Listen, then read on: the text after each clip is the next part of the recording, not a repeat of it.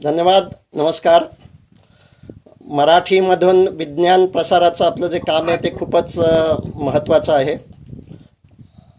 तर आज त्याच उद्देशानं मेंदू विज्ञानामध्ये जे काही गेल्या 20 वर्षामध्ये संशोधन झालेलं आहे त्याबद्दल मी मराठीतून माहिती देण्याचा प्रयत्न करतो. त्यामध्ये काही टर्म्स किंवा नावंही तर इंग्लिश असतीलच, काही टर्म्स ह्या इंग्लिशमध्ये असतील, पण त्यांना मराठी प्रतिशब्द देण्याचा प्रयत्न करतो.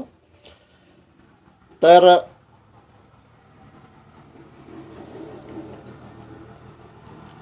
मेंदूविषयीचं जे काही पूर्वी संशोधन होत होतं ते मुख्यतः एखाद्या व्यक्तीला काही ॲक्सिडेंट झाला आणि मेंदूचा ठराविक भागाला इजा झाली की कोणता त्याचं फंक्शन काम करेन असं झालं, अशा पद्धतीनंच मेंदूविषयीची माहिती पूर्वी मिळत होती.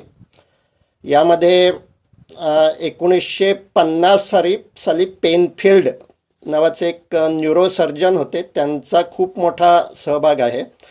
त्यांनी त्यावेळी मेंदूचं मॅपिंग म्हणजे मेंदूचा नकाशा केला, ब्रेन मॅपिंग केलं. ते इपिलेप्सीच्या पेशंटवर मेंदूचं ऑपरेशन करणारे सर्जन होते आणि ज्यावेळी ते ऑपरेशन करताना लोकल ॲनास्थेशिया देऊन जर कवटी ओपन केली तर माणूस शुद्धीवर असतो आणि मेंदूमध्ये प्रत्यक्षात वेदना होत नसतात. आणि मग मेंदूच्या वेगवेगळ्या भागांना ज्यावेळी ते स्टिम्युलाय द्यायचे त्यावेळी शरीरातल्या कुठल्या भागामध्ये सक्रियता निर्माण होते किंवा काही ठराविक भागाला उत्तेजित केल्यानंतर पूर्वस्मृती जागृत होतात, असं त्यांनी खूप डॉक्युमेंटेशन केलं. 25 वर्ष जवळजवळ ते याच विषयात काम करत होते आणि त्यांनी जे ब्रेन मॅपिंग केलेलं आहे त्यावेळी जे काही असा मेंदूचा नकाशा, मेंदूतल्या कुठल्या भागामध्ये कोणतं फंक्शन होतं, कोणत्या शरीराच्या अवयवाचं कंट्रोल नियंत्रण मेंदूच्या कोणत्या भागामध्ये आहे, हे निदान बाह्य म्हणजे पृष्ठभागावरील त्यांनी जे काही मॅपिंग केलं ते अजूनही ग्राह्य मानलं जातं.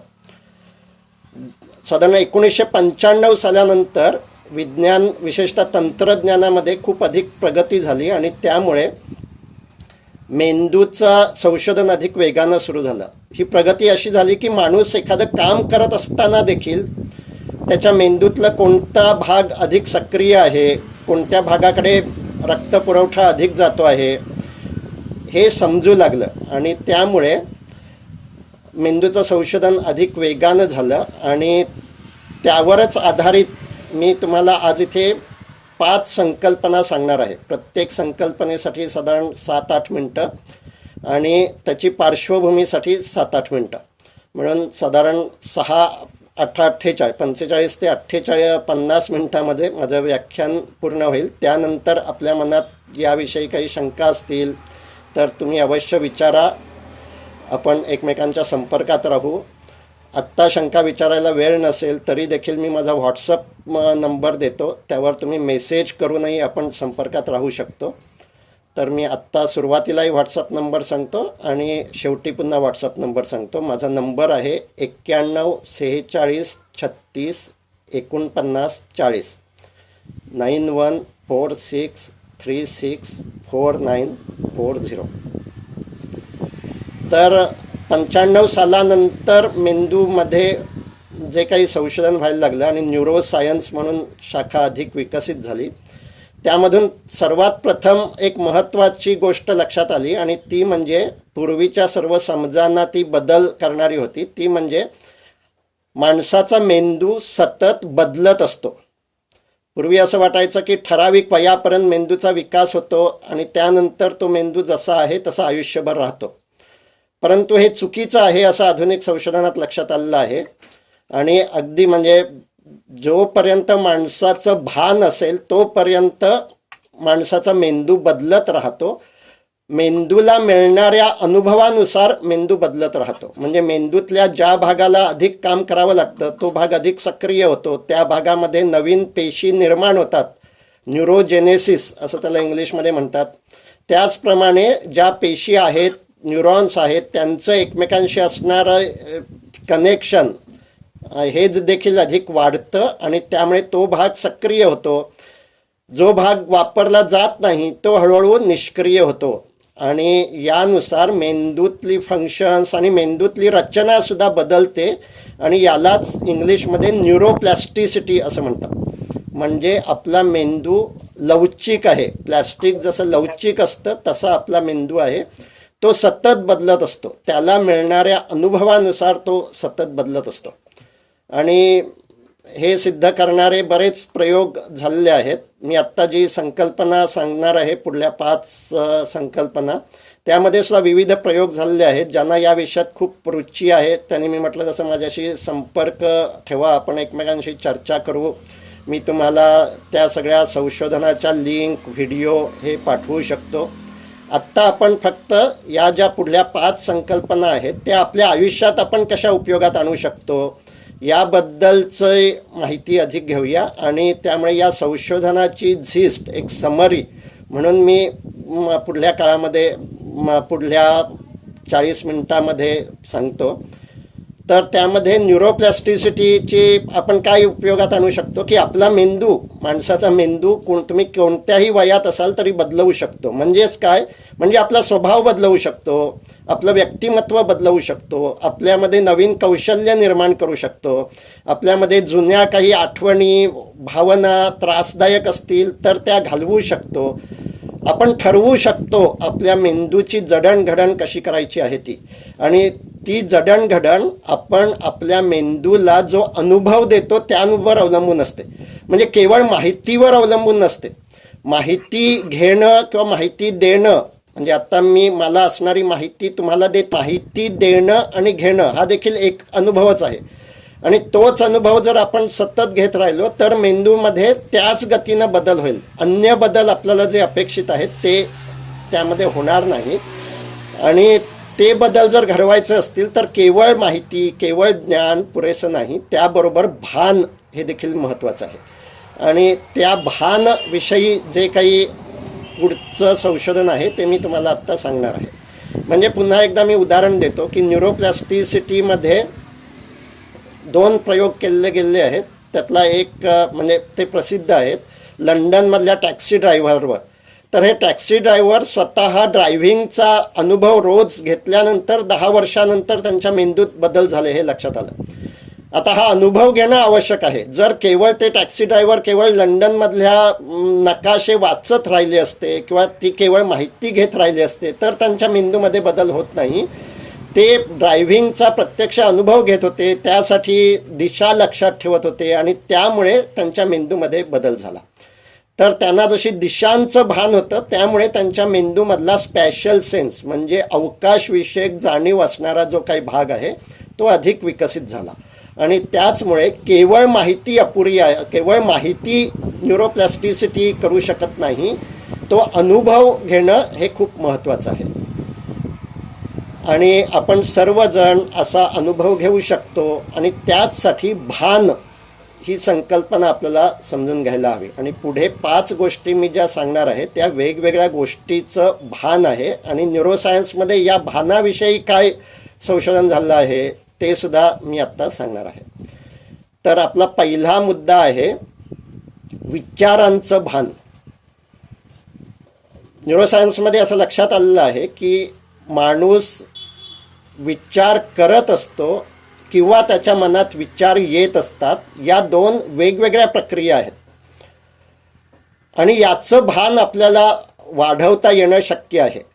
म्हणजे मी आत्ता विचार करतो आहे की माझ्या मनात विचार येत आहेत असा प्रश्न ज्यावेळी तुम्ही शांत बसलेले असताना स्वतःला विचारू शकता त्यावेळी तुम्हाला समजू शकतं की आत्ता मी विचार माझ्या मनात येत आहेत. माणसाच्या मनात ज्यावेळी विचार येत असतात त्यावेळी मेंदूमधला एक ठराविक भाग सक्रिय असतो. या सगळ्या भागांना एकत्रित मिळून नेटवर्क असं म्हणतात. आणि त्यामुळे डिफॉल्ट मोड नेटवर्क असा एक जो भाग आहे तो आपल्या मनात ज्यावेळी आपोआप विचार येत असतात त्यावेळी सक्रिय होतो. तर हा डिफॉल्ट मोड नेटवर्क हे नाव मार्कस रायशल, म्हणजे मी त्यांचं स्पेलिंग सांगतो, MARCUS RAICHLE तुम्ही गुगल सर्च करून या सायंटिस्टबद्दल आणि या डिफॉल्ट मोड नेटवर्कबद्दल अधिक माहिती घेऊ शकता. तर यांनी हा प्रथम शब्द दिला, डिफॉल्ट मोड नेटवर्क. डिफॉल्ट मोड हा शब्द तुमच्या परिचयाचा असेल. कॉम्प्युटर सुरू केला की त्या मोडमध्ये सुरू होतो. तसं आपण झोपेतून जागं झालो, आपण झोपेतून जागं झालो की आपल्या मेंदूतल्या या भागातली सक्रियता सुरू होते. कारण जागं झालो हा विचार सुद्धा माझ्या मनात येतो, आजूबाजूचे आवाज ऐकायला येऊ लागतात, आता उठायला हवं असा विचार येतो आणि त्यामुळे मेंदूतल्या या भागामध्ये सक्रियता सुरू होते. आणि ज्यावेळी मी दिवा स्वप्नात असतो, आठवणीत रेंगाळत असतो, या सर्व वेळी हे डिफॉल्ट मोड नेटवर्क सक्रिय असतं. पण ज्यावेळी मी मुद्दाम म्हणून विचार करत असतो, म्हणजे काही मी प्रवास करत असतो त्यावेळी कसं जायचं हा विचार करत असतो, माझ्यासमोर एखादी समस्या असते त्यावर काय काय सोल्युशन आहेत, काय काय उत्तर आहेत याचा मी विचार करत असतो, मी गणित सोडवत असतो, मी चेस खेळत असतो, तर त्यावेळी मेंदूतलं दुसरं नेटवर्क सक्रिय असतं आणि त्याला एक्झिक्युटिव्ह फंक्शन नेटवर्क असं म्हटलेलं आहे. म्हणजे मी माझ्या इच्छेनं ज्यावेळी ठराविक गोष्टीचा विचार करतो त्यावेळी मेंदूतला वेगळा भाग सक्रिय असतो आणि आपोआप माझ्या मनात विचार येत असतात त्यावेळी वेगळा भाग सक्रिय असतो. आता ही जी दोन नेटवर्क आहेत त्यातला काही भाग हा कॉमन आहे, ज्यामध्ये ऑर्बिटोफ्रंटल कॉर्टेक्स नावाचा हा भाग आहे. तर हा भाग कॉमन आहे, त्यामुळे विचार येणं आणि विचार करणं यामधली सीमारेषा खूप अंधुक असते. मनात विचार येतो आणि त्यावर आपण विचार करू लागतो, पुन्हा एखादा विचार येतो, विचार करू लागतो. आता हा विचार येतो आणि विचार करू लागतो याबद्दलच डॅनियल केनमन यांचं जे नोबेल प्राईज विनरिंग पुस्तक आहे थिंकिंग फास्ट अँड स्लो, त्यामध्ये त्यांनी हीच संकल्पना मांडलेली आहे. आपल्या मनात विचार येतो आणि त्यानुसारच मी विचार करू लागतो, त्यावेळी ते थिंकिंग फास्ट असतं. पण मी प्रयत्नपूर्वक त्यापेक्षा वेगळे काही विचार आत्ता माझ्या मनात आहेत त्याच्यापेक्षा विरुद्ध विचार, वेगळ्या दृष्टिकोनातून विचार असा करतो, त्याच वेळी मी थिंकिंग स्लो करत असतो. पण स्लोली थिंकिंग हे प्रयत्नपूर्वक करावं लागतं, फास्ट थिंकिंग हे आपोआप होत असतं आणि डिफॉल्ट मोड नेटवर्क हे त्यामध्ये अधिक सक्रिय असतं. आता ही जी संकल्पना आहे ही आपल्या सर्वांना खूप महत्त्वाची आहे. याचं कारण आधुनिक काळाची समस्या ही आहे की आपण अधिकाधिक वेळ विचारांमध्येच असतो. विचार हे केवळ विचार करणं हे माणसाचं वैशिष्ट्य आहे. विचार अन्य प्राण्यांच्या मनातही येत असतात पण ते विचार करू शकत नाहीत. आपण मात्र आपल्या इच्छेनं विचार करत असतो, पण सतत विचार करत राहिलो किंवा मनात विचार येत राहिले म्हणजेच विचारांमध्येच जर आपण अधिकाधिक वेळ राहिलो तर अनेक इमोशनल डिसऑर्डर होतात. म्हणजे hyper activity of thinking brain, यामुळे anxiety, depression, panic attack, OCD, phobias हे सगळे जे इमोशनल डिसऑर्डर, भावनिक त्रास ज्यांना मी मानसोपचार देतो किंवा या भावनांमुळे निर्माण होणारे रिलेशनशिप इश्यू, नातेसंबंधातले त्रास ज्यांनासुद्धा मानसोपचार काउन्सिलिंग हे आवश्यक असतं, या दोन्हींचं महत्त्वाचं कारण आधुनिक माणूस हा अधिकाधिक विचारात राहतो हे आहे. आणि त्यामुळे आत्ता आपण जे काही पहिली संकल्पना समजून घेतो आहोत त्यामध्ये आपल्याला विचारांचं भान वाढवणं आवश्यक आहे. विचारांचं भान वाढवायचं म्हणजे ज्यावेळी लक्षात येईल की माझं मन विचारात आहे, मनात विचार आहेत, त्यावेळी स्वतःला विचारायचं की आत्ता मी विचार करतो आहे की मनात विचार येत आहेत. विचार करत असेल तर आत्ता याचा विचार करण्याची आवश्यकता आहे का? जर नसेल तर विचार करणं आपण थांबवू शकतो. ते कसं थांबवायचं तर आपल्या कृतीवर लक्ष द्यायचं किंवा शरीरावर लक्ष द्यायचं. पण विचार मनात येत असतील तर ते आपण थांबवू शकत नाही. मग त्यापासून अलग होण्याचं तंत्र आपल्याला विकसित करावं लागतं आणि माणूस विचारापासून अलग होतो त्यावेळीसुद्धा मेंदूत काय होतं ते आता समजलेलं आहे.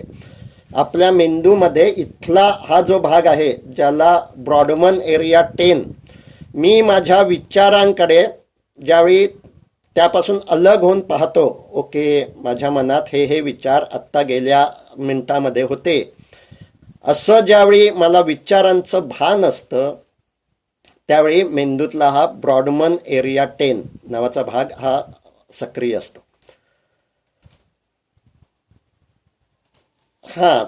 ही नवीन संकल्पना नाही आहे. याच्यावर डॅनियल केनमन यांचं पुस्तक आहे ज्याला नोबेल प्राइज मिळालेलं आहे. त्या पुस्तकाचं नाव आहे थिंकिंग फास्ट अँड स्लो. तर याविषयी आपल्याला इंटरेस्ट असेल तर आपण नक्की संपर्कात राहू. ते असं म्हणतात की बरेचसे आपले निर्णय हे थिंकिंग फास्ट प्रोसेसमधूनच घेतले गेलेले असतात, कारण तेच आपल्या मेंदूमध्ये नकळत आणि सवयीनं घडत असतं. थिंकिंग स्लो प्रयत्नपूर्वक करावं लागतं. तर हे प्रथम विचारांचं भान, आणि त्याच पुस्तकामध्ये ते असं म्हणतात, त्यांनी हा शब्द खूप चांगला वापरलेला आहे आणि तो म्हणजे रिमेंबरिंग सेल्फ आणि एक्सपिरियन्सिंग सेल्फ. आपण ज्यावेळी विचारात असतो, विचार सांगत असतो, माहिती घेत असतो, माहिती देत असतो, त्यावेळी आपल्या मेंदूतला रिमेंबरिंग सेल्फशी संबंधित असणारा भाग सक्रिय असतो. म्हणजे आत्ता माझ्या मेंदूतला रिमेंबरिंग सेल्फ सक्रिय आहे, तुमच्या मेंदूतलाही तोच सक्रिय आहे, कारण तुम्ही माहिती घेत आहात. परंतु सतत तो भाग सक्रिय ठेवणं योग्य नाही. काही वेळा एक्सपिरियन्सिंग सेल्फ हा भागही सक्रिय करायला हवा, आणि तो ज्यावेळी आपण सक्रिय करतो त्यावेळी आपल्या मेंदूतला वेगळा भाग सक्रिय होतो असं लक्षात आलेलं आहे. त्याबद्दल मी नंतर तिसऱ्या संकल्पनेमध्ये त्याविषयी मी सांगेन. तर पहिली संकल्पना विचारांचं भान. विचारांशी संबंधित मेंदूतला भाग लक्षात आलेला आहे. मुख्यतः तो प्रीफ्रंटल कॉर्टेक्स म्हणजे हा पुढचा जो कपाळपट्टीकडचा हा जो भाग, हा भाग हा आपला विचारांशी संबंधित आहे. आणि आपल्याला या भागाला समतोल ठेवायला हवं. त्यालाच सतत काम करत जर आपण राहिलो तर पुन्हा अल्झायमर होण्याची शक्यतासुद्धा अधिक वाढते, कारण तो भाग हळूहळू विचार करून थकतो, आणि त्यामुळे सतत विचारात राहता नये ही आपली पहिली संकल्पना आहे. आता दुसरी संकल्पना आहे भावनांचं भान. मग विचार आणि भावना यामध्ये काय फरक आहे ते समजून घेण्यासाठी आत्ताचं मेंदूविज्ञान जे काही सांगतं ते मी पुन्हा सुरुवातीला सांगतो. त्यातल्या सायंटिस्ट यामध्ये खूप चांगल्या पद्धतीनं संशोधन करत असणाऱ्या सायंटिस्ट आहेत लिसा फ्रीडमन बॅरेट. त्यांचे खूप व्हिडिओ प्रसिद्ध आहेत, त्यांची पुस्तकं आहेत. तर न्यूरोसायन्सनुसार विचार निर्माण होतं म्हणजे काय, तर आपल्या मेंदूमध्ये एकाच वेळी अनेक फाईल्स काम करत असतात. जसं या स्मार्टफोनमध्ये एकाच वेळी अनेक फाईल्स असतात, एकाच वेळी अनेक फाईल काम करत असतात, तसंच आपल्या मेंदूमध्ये सुद्धा एकाच वेळी अनेक फाईल काम करत असतात. म्हणजे विचारांच्या सुद्धा अनेक फाईल असतात. आत्ता मी बोलतो आहे तर ही एक विचारांची फाईल माझ्या आत्ता सजग मनामध्ये आहे, परंतु विचारांची अनेक फाईल, उद्याची माझी कामं, कालचे मला आलेले आठवणी, अनुभव, हे सुद्धा मेंदूमध्ये या फाईल ओपन आहेत, आणि त्यामुळे विचारांच्या अनेक फाईल्स एकाच वेळी ओपन असतात. त्याचबरोबर पंचज्ञानेंद्रिय भवतालाचं ज्ञान मला देत असतात. जवळून गाडी जाते, त्याचा आवाज येतो, शरीरात कुठेतरी स्पर्श जाणवतो, वास येतो, तोंडात चव जाणवते, समोर दृश्य असतं, आणि तर हे पाचही ज्ञानेंद्रिय भवतालाचं ज्ञान देत असतात, आणि ती 5 फाईल्स मेंदूमध्ये काम करत असतात. त्याचबरोबर शरीरात काहीतरी जाणवत असतं आणि त्याची फाईल्स मेंदूत काम करत असतात. तसंच केवळ माणसाचं वैशिष्ट्य असं आहे की तो मनामध्ये कोणत्या भावना आहेत, विचार आहेत हेही पाहू शकतो, आणि त्या फाईल्सही मेंदूत काम करत असतात. म्हणजेच मेंदूत एकाच वेळी अनेक कामं चाललेली असतात, अनेक फाईल्स ॲक्टिव्ह असतात.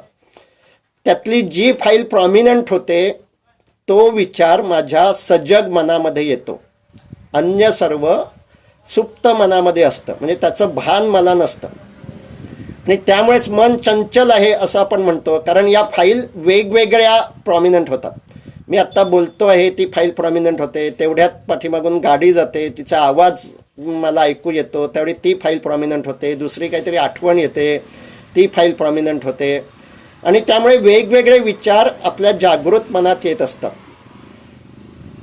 न्यूरोसायन्स असं म्हणतं की आपल्या जागृत मनाची केबिन ही एका वेळी एकच फाईल राहील, एकच माणूस राहील अशी असते, आणि सुप्त मनामध्ये म्हणजे ज्याची आपल्याला जाणीव नसते अशा मेंदूच्या भागामध्ये मात्र खूप काही घडत असतं. पण जी फाईल माझ्या जागृत मनात येते तो विचार मला येतो. आता भावना म्हणजे काय, तर भावना म्हणजे ज्यावेळी माझ्या मेंदूतल्या या वेगवेगळ्या फाईल्स काम करत आहेत त्यातल्या एखाद्या फाईलला असं जाणवतं की आपल्याला आत्ता जे ज्ञान होत आहे ते सर्वाधिक महत्त्वाचं आहे, आणि ती जी काही फाईल असते ती सर्वाधिक प्रबल होते. म्हणजेच आत्ता मी तुमच्याशी बोलतो आहे आणि अचानक काहीतरी कोसळल्यासारखा आवाज येऊ लागला, तर हे काहीतरी कोसळत आहे आणि काहीतरी भीतीदायक आहे, काहीतरी धोका आहे असं माझ्या मेंदूत निर्माण होईल, आणि मग मी आत्ता हे बोलणं थांबवेन आणि त्या भीतीनं पळू लागेन, आत्ता जिथे आहे तिथून दूर पळू लागेन, दचकेन. त्यावेळी माझ्या मनात भीती ही भावना निर्माण झालेली असेल आणि त्या भीतीचेच विचार माझ्या मनात निर्माण होत असतात. म्हणजेच काय, मगाशी आपण बघितलं, वेगवेगळे विचार निर्माण होण्याऐवजी एकाच गोष्टीचे विचार माझ्या मनात ज्यावेळी तीव्रतेनं आणि अधिक संख्येनं निर्माण होतात त्यावेळी त्याला आपण भावना असं म्हणतो. मग एखादी घटना घडते, भांडण होतं आणि रागाचेच विचार माझ्या मनात येतात. तो असं का वागतो, तो नेहमी असंच वागतो, तो हे करतो, तो ते करतो, वगैरे वगैरे वगैरे.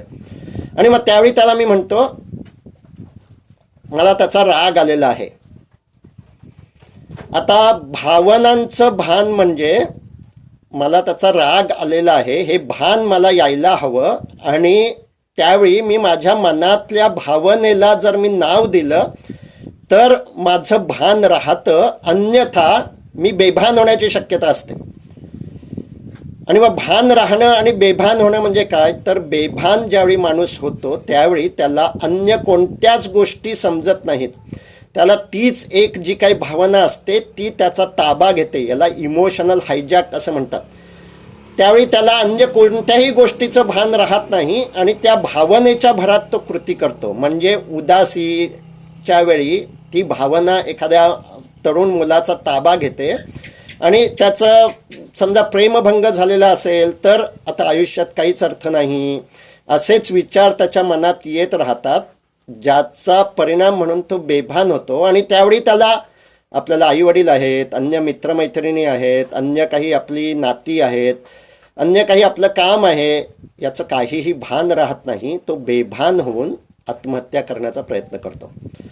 मग हे बेभान अवस्था सेक्शुअल इमोशन्समुळे म्हणजे लैंगिक आकर्षणामुळे होऊ शकते, भीतीमुळे होऊ शकते, रागामुळे होऊ शकते. कोणतीही भावना ज्यावेळी तीव्र असते त्यावेळी माणूस बेभान होतो, त्याला अन्य गोष्टींचं भान राहत नाही. म्हणजे काय होतं आहे ते सुद्धा आता मेंदूत समजलेलं आहे. ज्यावेळी मी आत्ता मगाशी म्हटलं तसं अन्य गोष्टींचं भान असतं त्यावेळी पूर्ण मेंदू आणि आपलं प्रीफ्रंटल कॉर्टेक्स, मुख्यतः हा पुढचा मेंदू हा अधिक सक्रिय असतो.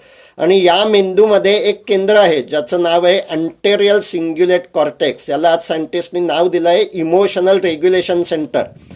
ज्यावेळी माझ्या मनात राग असतो पण मी बेभान होत नसतो त्यावेळी हे प्रीफ्रंटल कॉर्टेक्समधलं अँटेरियल सिंग्युलेट कॉर्टेक्स नावाचं केंद्र सक्रिय असतं. ते केंद्र सक्रिय नसेल तर माझ्या मेंदूतला केवळ भावनिक मेंदू जो भावना निर्माण करत असतो तोच सक्रिय होतो आणि त्यामुळे माझं वागणं बेभानपणाचं होतं. आणि त्यामुळे भान म्हणजे काय आणि बेभानपणा म्हणजे काय हे सुद्धा आज मेंदू विज्ञानामध्ये लक्षात आलेलं आहे. आपल्याला आपलं जर बेभान वागणं कमी करायचं असेल, रागाच्या भरात राग येतो त्यावेळी मला मग अन्य काहीच आठवत नाही, मी एखाद्या माणसाला शिव्या देऊ लागतो, भांडण करू लागतो, असं जर करायचं असेल तर माझं बेभानपणाचं वागणं मी प्रयत्नपूर्वक भान वाढवून बदलवू शकतो. म्हणजेच माझा स्वभाव बदलवू शकतो. तुम्ही सर्वजण तुमचा स्वभाव बदलवू शकता जर तुमची इच्छा असेल तर. मी तुम्हाला फक्त माहिती देऊ शकतो की तुम्ही तुमचा स्वभाव कसा बदलवू शकता. तुम्ही जर तुमचं भान वाढवलं, त्यासाठी प्रयत्नपूर्वक काही प्रयत्न केलेत, सराव केलात, मग तर न्यूरोप्लास्टिसिटीच्या नियमानुसार मेंदूमध्ये रचनात्मक बदलसुद्धा होऊ शकतात आणि तुमचा स्वभाव, तुमचं वर्तन, तुमची स्किल्स ही तुम्ही बदलवू शकता, त्यामध्ये परावर्तन करू शकता, ते इम्प्रूव्ह करू शकता. तर हा दुसरी कन्सेप्ट, भावनांचं भान वाढवण्यासाठी एक साधी गोष्ट, आपण आपल्या मनात असणाऱ्या भावनेला नाव दिलं पाहिजे. माझ्या मनात राग आहे, माझ्या मनात भीती आहे, माझ्या मनात चिंता आहे, काही वेळा या सगळ्या संमिश्र भावना असतात. तर आत्ता 2-3 भावना माझ्या मनात आहेत, असं ज्यावेळी मी माझ्या मनातल्या भावनेला नाव देतो त्यावेळी मी माझा प्रीफ्रंटल कॉर्टेक्स, हा पुढचा जो केवळ माणसामध्येच विकसित झालेला आहे असा भाग, त्याला मी सक्रिय करतो आणि त्या भावनांची जी काही शक्ती आहे तिला कमी करतो. आणि त्यामुळे याला इंग्लिशमध्ये name it to tame it असं म्हणतात. भावनेला नाव दिलं की भावनेची शक्ती कमी होते आणि बेभान जी काही कृती होण्याची शक्यता आहे ती कमी होऊ शकते. तर ही संकल्पना क्रमांक 2, भावनांचं भान. आता संकल्पना क्रमांक 3, शरीराचं भान.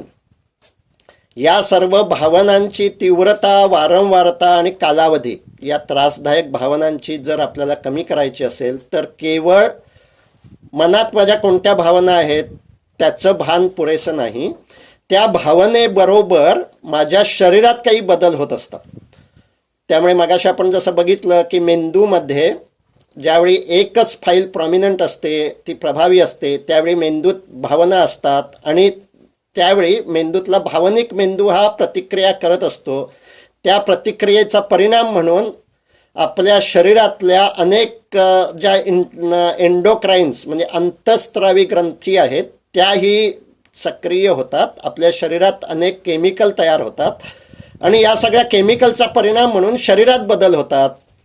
मग राग आला तरी देखील शरीरात बदल होतात, भीती वाटली तरी शरीरात बदल होतात. भीतीचा अनुभव आपण सर्वांनी घेतलेला असतो, छातीत धडधडतं, घाम फुटतो. राग येतो त्यावेळी जळजळ, पोटात जळजळ, छातीत जळजळ होऊ शकते. लैंगिक आकर्षण असतं त्यावेळीसुद्धा आपल्या शरीरात बदल होत असतात. प्रत्येक भावनेच्या वेळी आपल्या शरीरामध्ये बदल होत असतात. आणि हे जर आपल्याला त्या भावना अनकॉन्शियस लेव्हलला सुद्धा ज्या आहेत त्या जर आपल्याला स्वच्छ करायच्या असतील, म्हणजेच आपण ज्यावेळी केवळ वरवर भावना बदलवतो, राग कमी करायचा आहे असं म्हणतो, त्यावेळी केवळ जागृत मनातल्या भावना बदलवतो, पण त्यामुळे वारंवार येणारा राग कमी होणार नाही. त्यावेळचा राग कमी होईल, पण वारंवार येणारा राग, वारंवार येणारी भीती ही जर कमी करायची असेल तर आपल्याला अनकॉन्शियस माइंडमध्ये, म्हणजेच जी सजगता नाही अशा ठिकाणी सुद्धा मेंदूमध्ये जे काही घडतं आहे ते बदलवायला हवं. आणि त्यासाठी शरीराची सजगता, शरीराचं भान अधिक विकसित करायला हवं. तर हे शरीराचं भान सुद्धा आपल्या मेंदूमध्ये असतं. म्हणजे काय की तुम्ही डोळे बंद करून सुद्धा अंधारामध्ये बरोबर जेवू शकता. तुमचं तोंड कुठे आहे आणि हात तुमचा त्या बरोबर तुमच्या ओठांजवळ, तोंडाजवळच जातो. याचबरोबर डोळे बंद करून आपण उजव्या हातानं डाव्या पायाच्या अंगठ्याला स्पर्श करू शकतो.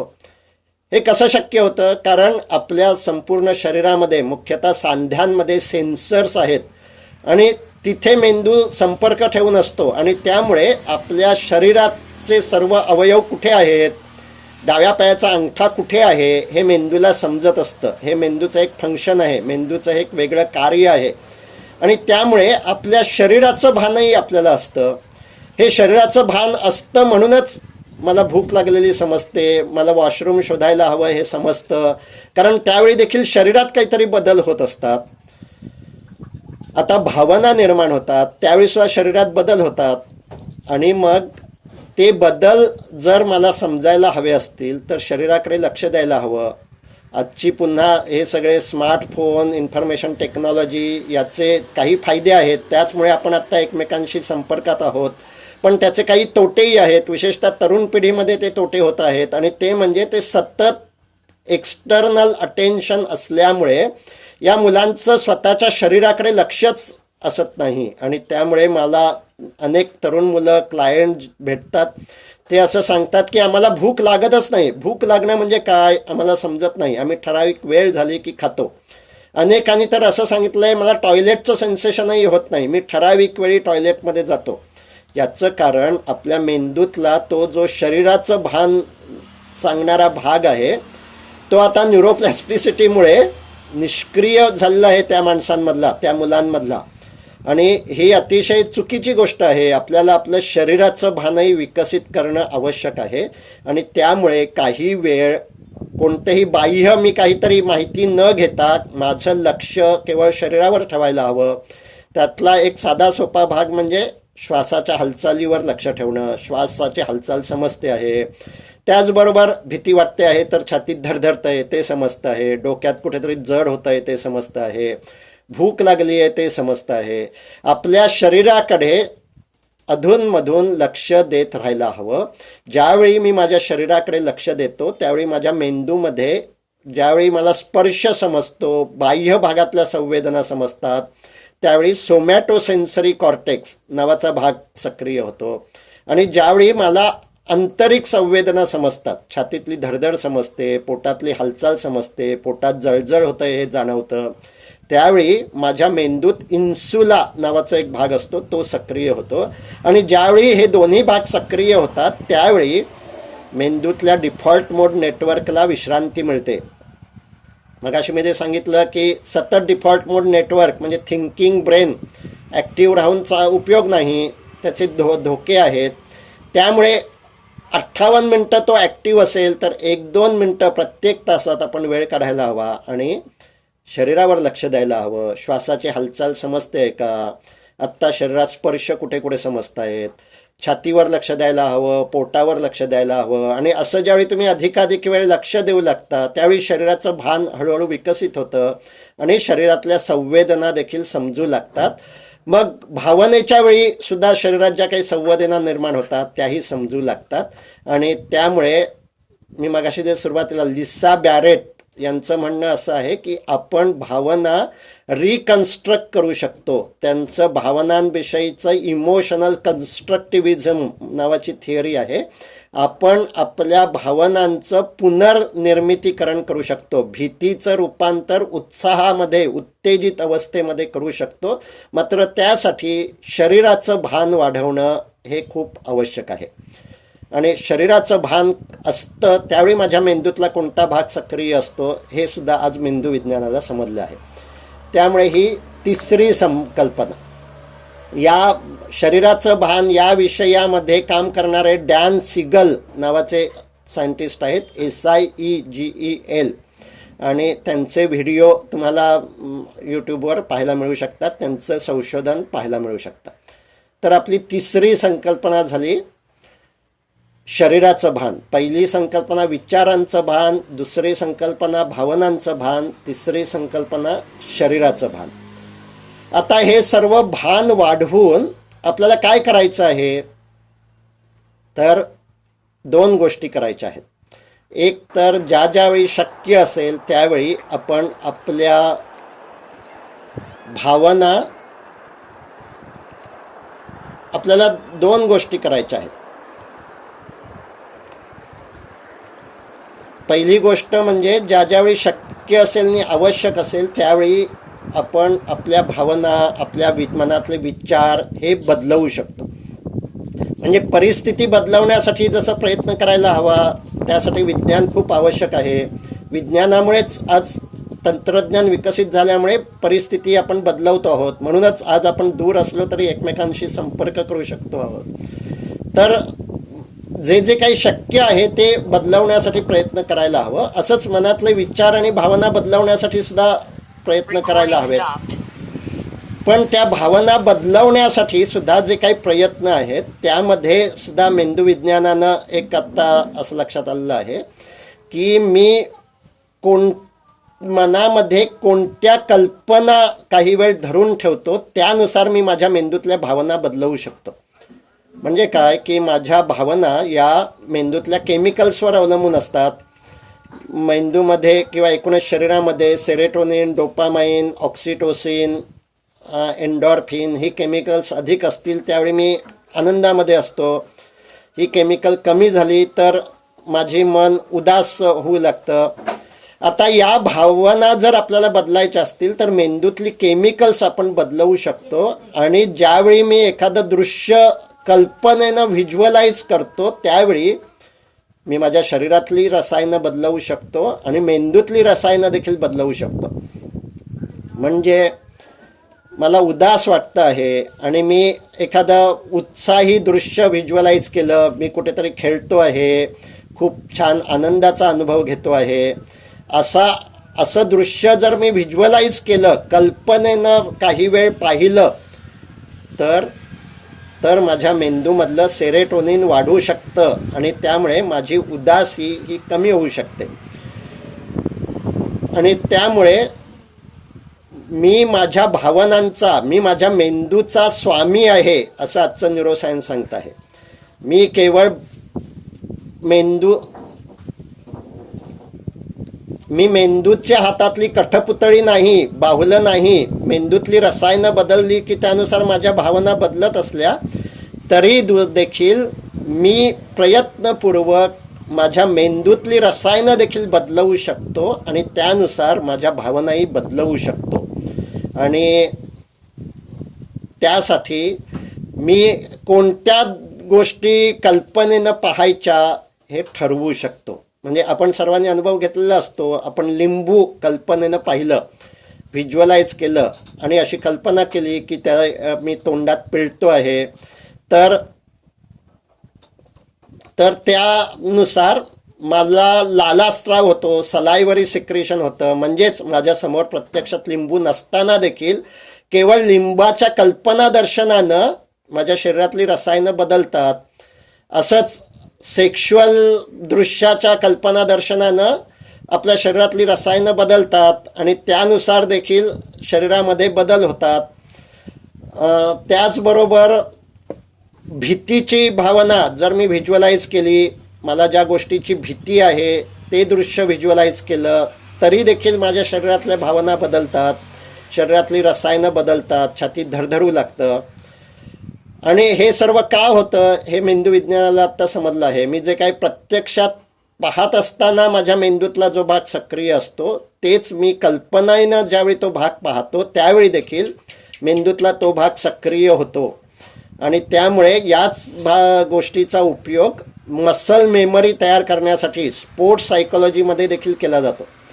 मला रिफ्लेक्सली काही स्नायूंची हालचाल घडून यायची असेल तर मी जर ती व्हिज्युअलाइज केली, असा चेंडू आला की मी असा फटका मारणार, असं जर मी पुन्हा पुन्हा व्हिज्युअलाइज केलं तर माझी मसल मेमरी देखील विकसित होते, कारण माझ्या मेंदूतला तो भाग सक्रिय होतो. आणि त्यामुळे हाच मेंदूतलं हे जे काही संशोधन आहे हेच आज स्पोर्ट्स सायकोलॉजीमध्ये वापरलं जातं.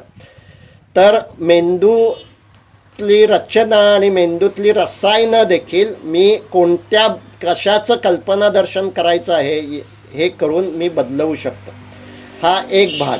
आणि त्याचबरोबर सतत भावना बदलवत राहणं योग्य नाही. याचं कारण माझ्या अंतर्मनामध्ये, सबकॉन्शियस माइंडमध्ये ज्या काही भावना आहेत त्या देखील स्वच्छ करणं आवश्यक आहे. आणि त्यामुळे माझ्या मनात ज्यावेळी काही वेळा उदासी असेल आणि मला आत्ता लगेच काही करायचं नसेल तर काही वेळ मी माझ्या त्या उदासीचा देखील स्वीकार करायला हवा. म्हणजे माझ्या मनात आत्ता उदासी आहे, ओके, ती किती वेळ राहते पाहूया. हे केवळ माणूसच करू शकतो. अन्य कोणतेही प्राणी असं स्वतःच्या मनातल्या भावना पाहू शकत नाहीत. म्हणजे कंटाळा कुत्र्याला देखील येत असेल, पण मला आत्ता कंटाळा आला आहे हे भान त्याला नसतं. हे भान केवळ माणसाला असतं, कारण हा प्रीफ्रंटल कॉर्टेक्स, अन्य प्राण्यांमध्ये हा प्रीफ्रंटल कॉर्टेक्स विकसित नसतो आणि त्यामुळे त्यांना आत्मभान नसतं. सेल्फ अवेअरनेस हा फक्त माणसाला असतो. आणि त्यामुळे मला हे भान असतं की माझ्या मनामध्ये या भावना आहेत. आणि काही वेळ ज्यावेळी मी त्यावेळी त्या भावनांचा स्वीकार करतो आणि त्या भावनांमुळे शरीरात जे काही बदल होत आहेत त्यांचाही स्वीकार करतो, म्हणजे कोणताही विचार करत नाही, कोणतीही प्रतिक्रिया करत नाही, त्यावेळी त्या ज्या काही आतमध्ये साठलेल्या भावना आहेत त्यांचा जो काही प्रभाव आहे तो हळूहळू कमी होतो. कारण मी ज्यावेळी प्रतिक्रिया करत असतो त्यावेळी पुन्हा त्या भावनेला, त्या विचाराला महत्त्व दिलेलं असतं आणि त्यामुळे ती पुन्हा आतमध्ये जाऊन साठते. हे जर बदलायचं असेल तर काही वेळ माझ्या शरीरात काय होतं आहे, माझ्या मनात काय होतं आहे याकडेही मला लक्ष द्यायला हवं, ते भान विकसित करायला हवं आणि त्याचा स्वीकार करायला हवा. यालाच आज सायकोथेरपीमध्ये ऑब्झर्विंग सेल्फ विकसित करणं, साक्षी भाव विकसित करणं असं म्हणतात. आणि असा साक्षी भाव ज्यावेळी मी विकसित करतो त्यावेळी माझ्या मेंदूतला हा भाग सक्रिय होतोच, पण त्याचबरोबर भावना निर्माण करणारा माझा जो भावनिक मेंदू आहे, अमायगडाला आहे, त्याची संवेदनशीलता, त्याची सक्रियता देखील हळूहळू कमी होते, कारण तोच सतत प्रतिक्रिया करत असतो. आणि त्यामुळे काही वेळ मला माझ्या मनातल्या भावनांकडे असं पाहायला पाहिजे आणि त्याचा स्वीकार करायला पाहिजे. तर ही झाली आपली चौथी संकल्पना. ती म्हणजे मी माझ्या मनातल्या भावना बदलवू शकतो, त्याचप्रमाणे त्या भावना साक्षी होऊन काही वेळ पाहू शकतो. आता पाचवी संकल्पना, ह्या ज्या काही मी मनातल्या भावना पाहत असतो, पण प्रत्येक वेळी माझ्या मनात भावना नसतात. काही वेळ, बराच वेळ असा असतो की कोणत्याही भावना माझ्या मनातमध्ये नसतात, पण तरी देखील माझा मूड काही ना काही असतो. म्हणजे काय की आपण पाहतो समुद्राला लाटा येतात, तर आपल्या मनातल्या भावना या लाटांसारख्या आहेत. पण समुद्राची सुद्धा एक बेस लेवल असते, म्हणजे पाण्याची एक मिनिमम पातळी असते. तसंच आपल्या मनामध्ये सुद्धा आपल्या मेंदूची एक मूड असतो, आणि हा मूड 4 स्थितीमध्ये असतो असं आत्ताचं मेंदूविज्ञान सांगतं. असं का असतं? कारण आपला मेंदूचं आपलं फंक्शन काय आहे, तर आत्ताचं भान, आत्ताची परिस्थिती जाणायची आणि पुढच्या क्षणाचा अंदाज करायचा, आणि आत्ताची परिस्थिती यामध्ये काही धोका आहे का, आत्ता काही लगेच कृती करणं आवश्यक आहे का, याचा निर्णय घ्यायचा. हे केवळ माणसाचंच नाही, सर्व प्राण्यांचाच मेंदू यासाठी निर्माण झालेला आहे. आणि त्यामुळे सर्व्हायव्हल इन्स्टिंक्ट म्हणजे मला काही धोका आहे तर त्या प्राण्याला लगेच लक्षात येतं. त्याचबरोबर वंश सातत्य हे देखील एक नॅचरल इन्स्टिंक्ट आहे.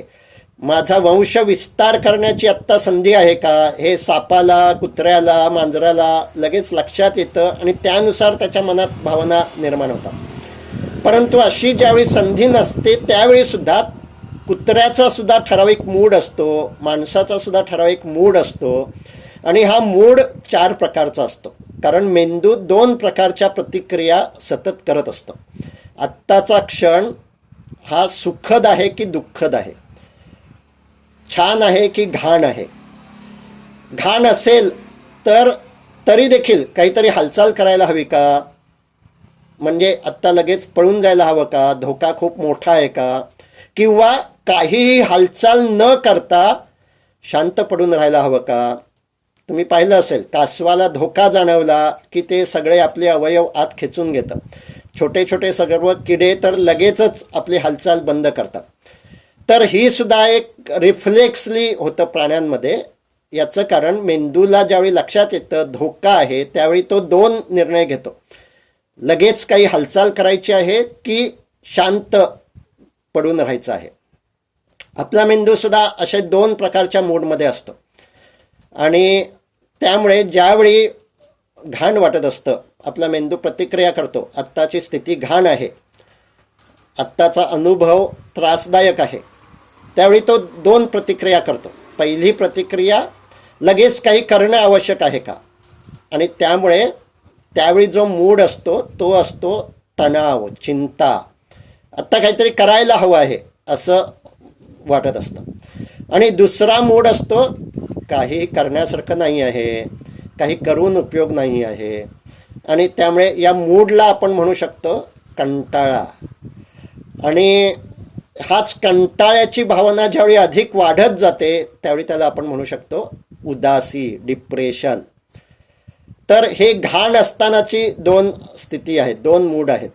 असं छान असताना सुद्धा 2 प्रतिक्रिया आपला मेंदू करत असतो. छान आहे, काहीतरी करूया, त्यावेळी आपला मूड असतो उत्साह, मी काहीतरी करत असतो, वाचत असतो, शिकत असतो, व्यायाम करत असतो, काहीतरी करत असतो. पण काही वेळा असं असतं छान आहे पण काही करूया नको, आत्ताचे जो काही अनुभव आहे तोच घेत राहूया. म्हणजे आज सध्या थंडी पडते आहे आणि आपण पांघरून घेऊन झोपलेलो असतो, आणि सकाळी आपला जो मूड असतो की नको पांघरून बाजूला करूया, नको पांघरून घेऊन असंच झोपून राहूया, हे छान वाटतं आहे. हा जो मूड असतो तो आळस, काही करण्याची इच्छा नसते. त्यामुळे आळस आणि कंटाळा यात खरं म्हणजे दोन वेगवेगळ्या भावना आहेत.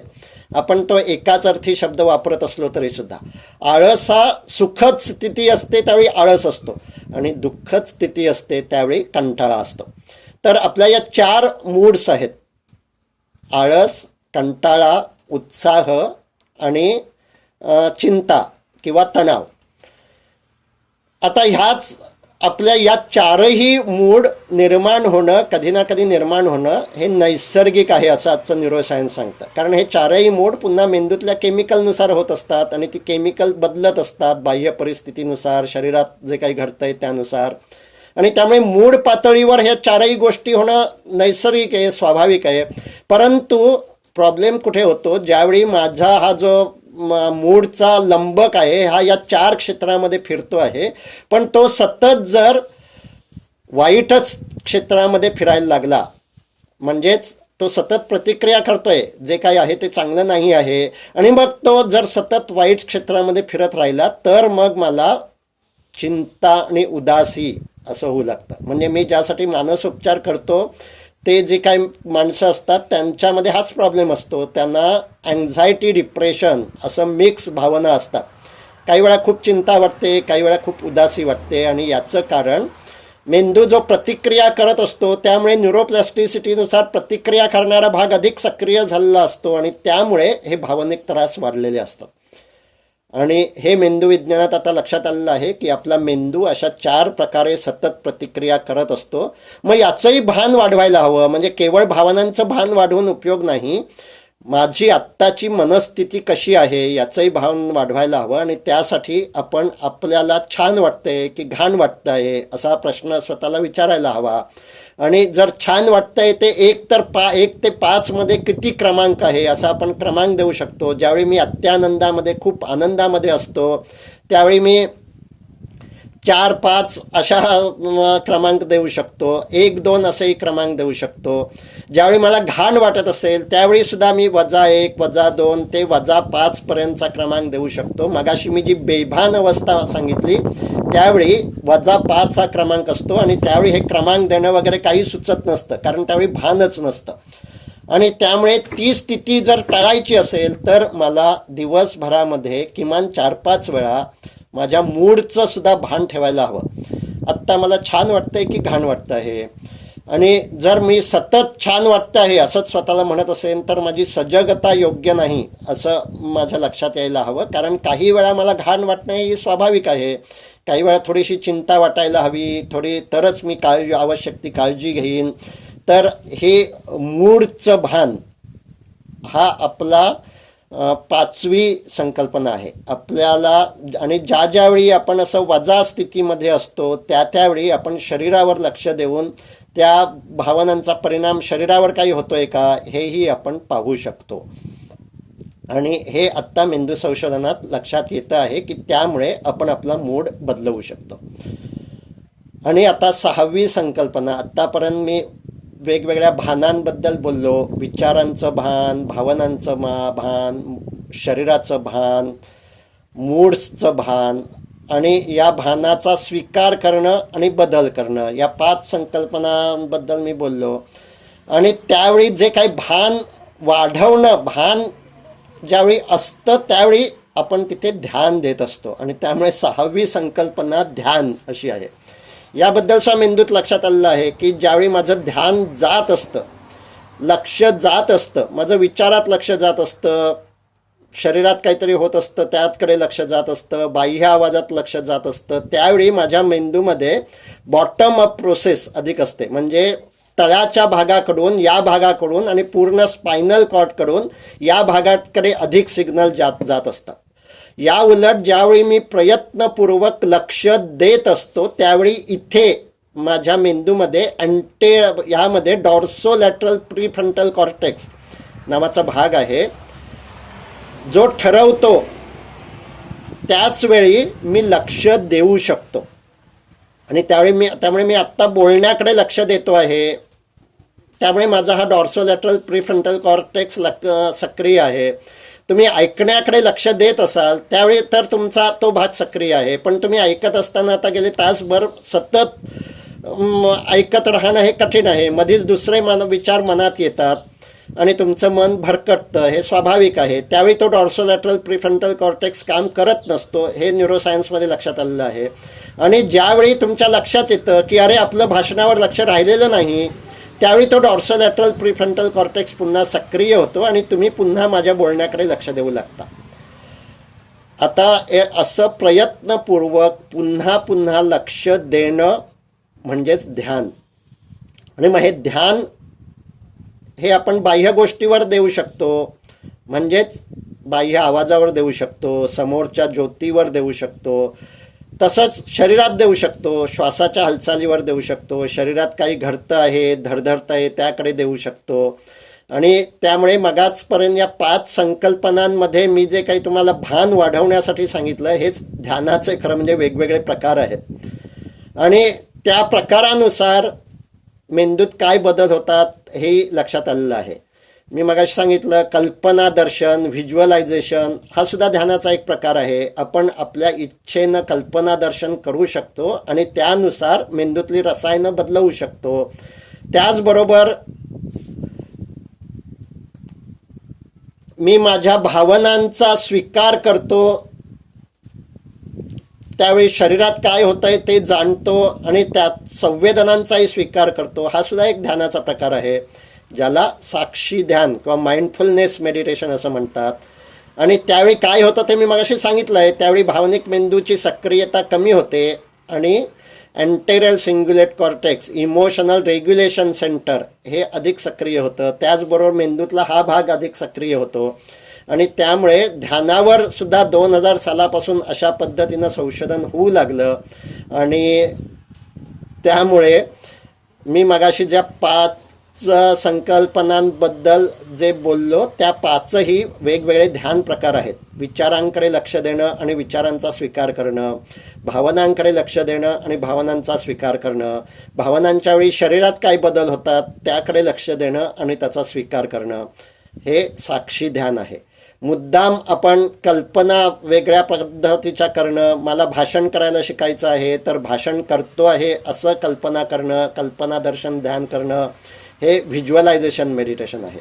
त्याच पद्धतीनं मगाशी मी म्हटलं तसं भावना बदलायच्या असतील तर मी काही वेगळं व्हिज्युअलायझेशन करू शकतो, कृतज्ञता भाव मनात निर्माण धरून ठेवू शकतो. आणि त्यासाठी वेगळ्या प्रकारचं ध्यान, ज्याला करुणा ध्यान, कंपॅशन मेडिटेशन असं म्हणतात.